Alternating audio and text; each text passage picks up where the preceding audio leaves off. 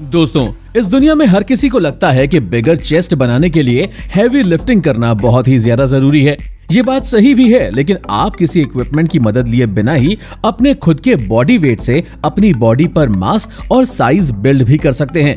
बस उसके लिए आपको अपनी एक्सरसाइज में टाइम अंडर टेंशन के साथ साथ होल्ड्स और रेपिटेशंस इंक्रीज करने की जरूरत है, क्योंकि इससे आपकी बॉडी का इंटरनल मसल फाइबर टियर और ब्रेक होता है, जिसके वापस से रिपेयर होने पर आपके मसल सेल्स की साइज बढ़ जाती है, जो आपकी मसल्स को काफी ज्यादा बड़ी और मजबूत बना देती है।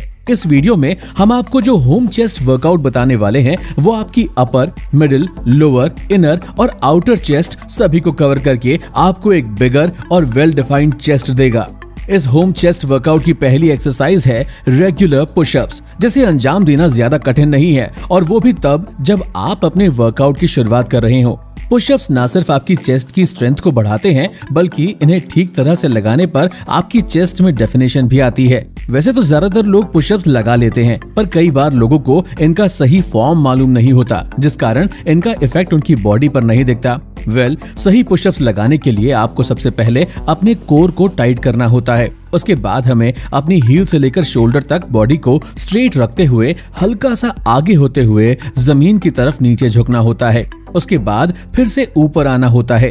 होम चेस्ट वर्कआउट के दौरान हमें कम से कम पुशअप्स के 20 रेप्स लगाने की जरूरत है, क्योंकि ज्यादा रेप्स लगाकर ही हमारी बॉडी का मसल फाइबर ब्रेक होता है, जो कि सॉलिड मसल बनाने के लिए जरूरी है।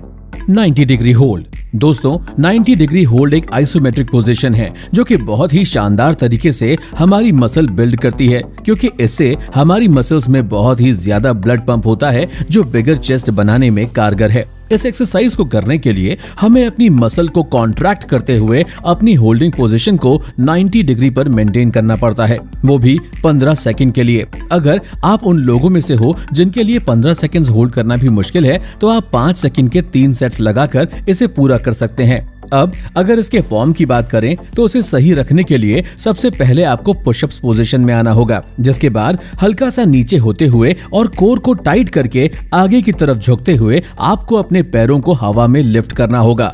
शुरुआत में अगर इतना भी नहीं हो रहा आपसे, तो आप कोशिश करें कि अपने पैरों का कम से कम सपोर्ट लें, लेकिन कोशिश आपको यही करनी है कि आप अपने पैरों को हवा में रखें। इसके बाद यह एक्सरसाइज पूरी हो जाएगी।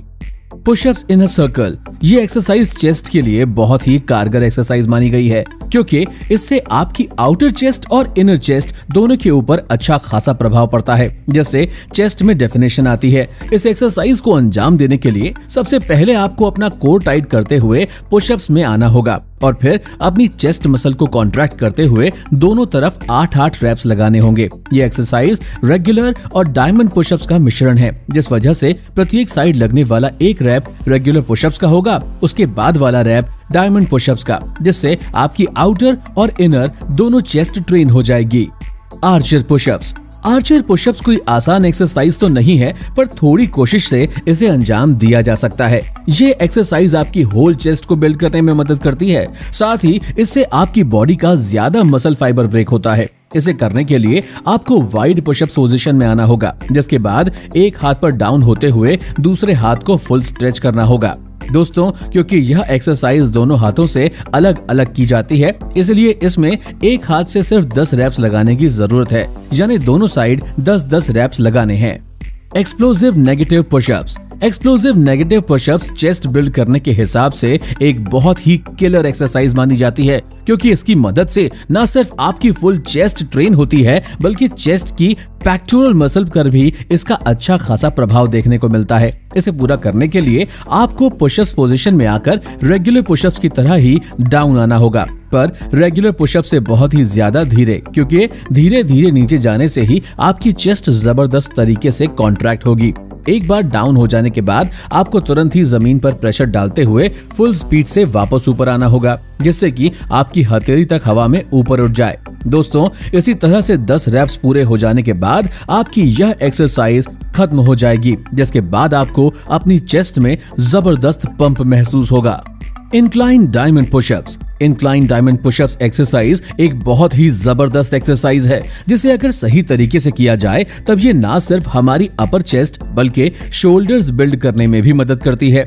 इस एक्सरसाइज का प्रभाव चेस्ट की पेक्टोरालिस मेजर नाम की मसल्स के ऊपर पड़ता है, जो कि हमारे अपर पेक्स में होती है। ये एक बहुत ही आसान सी एक्सरसाइज है, जिसे अंजाम देने के लिए आपको किसी ऊंची जगह पर अपने हाथों को जोड़कर डायमंड पुशअप्स पोजीशन में आना होगा। इसके बाद चेस्ट बिल्ड करने के लिए आपको उसी ऊंचाई पर डायमंड पुशअप से कम 20 रेप्स लगाने होंगे, क्योंकि तभी आपका मसल फाइबर टियर और ब्रेक होगा। Elevated pushups. एलिवेटेड पुशअप्स भले ही एक कठिन एक्सरसाइज हो, पर बिगर चेस्ट बिल्ड करने के लिए इस एक्सरसाइज को सबसे ज्यादा कारगर माना गया है, क्योंकि इस एक्सरसाइज का सीधा प्रभाव आपके अपर पेक्स और लोअर चेस्ट के ऊपर पड़ता है। इसे लगाने के लिए आपको अपने पैरों को किसी एलिवेटेड या कहें तो ऊंची जगह पर रखकर अपने हाथों को पुशअप्स पोजीशन में जमीन पर रखना होगा, जिसके बाद पुशअप्स की तरह ही आपको इससे कम से कम 20 रेप्स पूरे करने होंगे, क्योंकि तभी आपकी मसल्स ब्रेक होंगी और आपकी चेस्ट पंप होगी।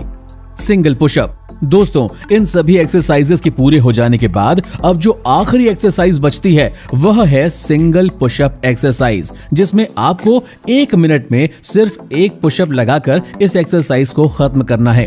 दोस्तों, यह एक्सरसाइज आपकी होल चेस्ट मसल को टारगेट करती है, साथ ही इससे आपका ज्यादा मसल फाइबर टेयर और टाइम अंडर टेंशन इंक्रीज होता है, जो कि bigger and well defined chest build करने के लिए काफी जरूरी है।